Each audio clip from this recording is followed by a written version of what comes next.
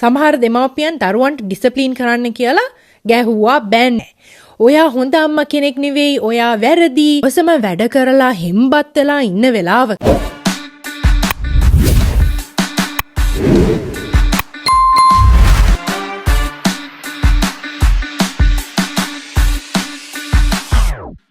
අයිබෝවන් Australian පැරන්ටින් series එකේ දෙවනි එපිසෝඩ් එකට ඔයාලව හැමෝම සාදරය පිළිගන්නවා.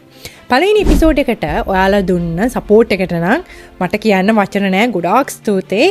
සීරීස් එක විතරක් නෙවෙයි මම කරන පැරන්ටින් වීඩියෝස් වල මම දැකපු ගොඩාක් කමෙන්ට්ස් ඇවිල්ලා වලින් මම තේරුම් ගත්ත දේ තමයි මේ ඕස්ට්‍රේලියාවේ හිටියත්, කැනඩාවේ හිටියත්, ලංකාවේ හිටියත්, ඉන්දියාවේ හිටියත්, ඇමරිකාවේ හිටියත් දෙමව්පියන් තියෙන ප්‍රශ්න නම් එක වගේමයි. දරුවෝ කියන එක අහන්නේ නෑ, තරහ පාලනය කරගන්න අමාරුයි, ස්ක්‍රීන් ටයිම් එක වැඩි, ටැන්ට්‍රම්ස් වැඩි. මේ ප්‍රශ්න ඔයාලට විතරක් තියෙන ප්‍රශ්න නෙවෙයි. ලෝකෙ මිලියන ගාණක් දෙමව්පියන්ට තියෙන හා තිබුණ ප්‍රශ්න. ඉතින් ඒ ප්‍රශ්න වලට විසඳුමක් හොයන්න තමයි අද අපි කතා කරන ට්‍රිපල් P බිහි වෙලා තියෙන්නේ.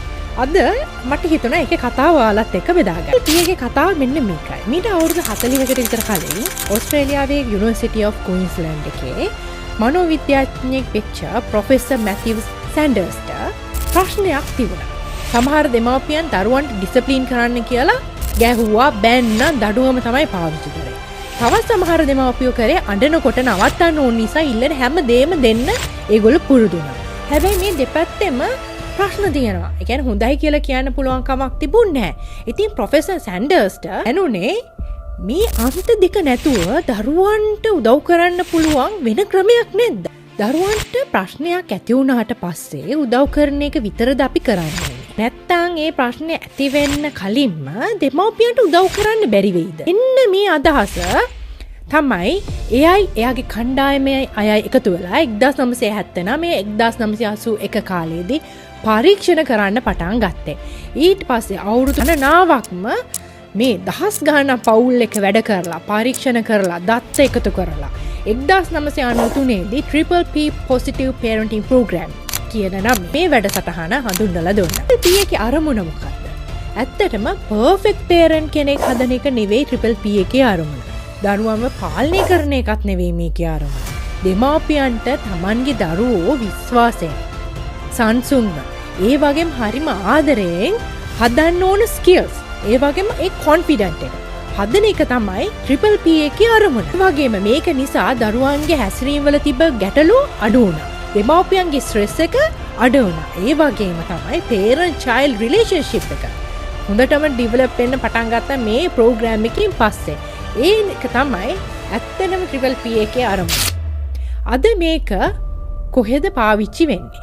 ට්‍රිපල් P එක ලෝකේ රටවල් 30කට වඩා වැඩි ගානක පාවිච්චි වෙනවා. මේ වෙනකොට මිලියන ගාන දෙමව්පියෝ මේ ප්‍රෝග්‍රෑම් එකෙන් ප්‍රයෝජන අරගෙන තියෙනවා. ඔයාලා දන්නවද මේකේ කොයි වෙලාවකවත් දෙමව්පියන්ව විවේචනය කරන්නේ නැහැ. ඔයා හොඳ අම්මා කෙනෙක් නෙවෙයි, ඔයා වැරදි. මම මේක මේ සෝෂල් මීඩියා වල හරියට දකිනවා. ඒක තමයි නිතරම මේ සෝෂල් මීඩියා වල කියනවා දරුවන්ට ගහන්න එපා, දරුවන්ට බනින්න එපා, ඒක හොඳ නෑ, දරුවාගේ බ්‍රේන් එක ඩැමේජ් කරනවා කියලා. ඉතින් ඒ හින්දා පොසිටිව් පැරන්ටින් කරන්න කියලා කියනවා. හැබැයි කොහොමද? ඒකට උත්තරයක් නැහැ. ඒක තමයි ඒක කවුරුත් හරියට කියලා දෙන්නේ නැහැ. දරුවෝ සුපර් මාකට් එකට ගිහිලා අඬලා වැටිලා අඬනකොට අපිට තරහ එනකොට ඊට පස්සේ දවසම වැඩ කරලා හෙම්බත් වෙලා ඉන්න වෙලාවක මෙහෙම දේවල් වෙද්දී කොහොමද කාම් වෙලා මේ වෙලාවක වැඩ කරන්නේ? කොහොමද බවුන්ඩරිස් දාන්නේ? කොහොමද ඩිසිප්ලින් හදන්නේ? මේ දේවල් ඔයාලට ඉගෙන ගන්න වෙනවා. ඒක ඉගෙන ගන්න නැතුව ඔයාලා ඒ දැනුම නැතුව ඔයාලට ඒක කරන්න බෑ. ඒ නිසා තමයි මේ සීරීස් එකේ මම ට්‍රිපල් P එකේ තියෙන ප්‍රින්සිපල් විතරක් කියලා නවතින්නේ නැහැ. ට්‍රිපල් P වගේ එවිඩන්ස් බේස් parenting approaches වලින් ගන්න පුළුවන් ප්‍රායෝගික දැනුම, strategies එකට ඉගෙන ගන්නවා අපි. ඒ වගේම මම උදාහරණයක් විදිහට කියන්නේ me to tame it. Pause, breathe, respond. ඊපස්සේ connect before correct. මේවා මේ වගේ තව ඕන තරම් tools තියෙනවා.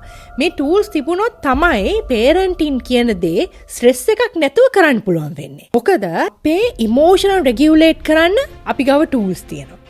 triggers අඳුරගන්න අපි ගාව tools තියෙනවා. ඊළඟට දරුවන්ව ආදරයෙන් ඒ වගේම boundaries දාලා දරුවට ආදරෙත් එක්කම දරුවාගේ behavior එකට boundaries දාලා ඒ දරුවව යහමාර්ගයට ගන්න පුළුවන් ටූල්ස් ටික තියෙනවා. ඒක නිසා ඇත්තටම මේ එපිසෝඩ් එකේ මෙන්න මේක මතක තියාගන්න. පොසිටිව් පේරන්ටින් කියලා කියන්නේ දරුවට හැම දෙයකටම කරන්න ඉඩ දෙනවා කියන එක නෙවෙයි. මේ වැරදි මතේ ඉවත් කරගන්න.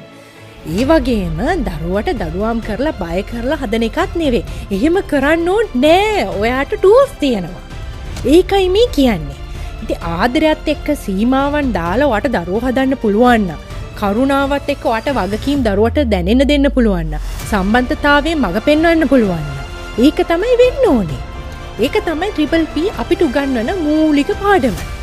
ඒ හින්දා මේ මම ඊළඟ එපිසෝඩ් වලදී මේ ප්‍රින්සිපල් කියන්නේ ට්‍රිපල් P එකේ තියෙන ප්‍රින්සිපල් එකින් එක ඔයාලත් එක්ක හරිම සරල සිංහලෙන් උදාහරණත් එක්කම බෙදා ගන්නවා. එහෙනම් අය හමු යමු. ගිහින් එන්න.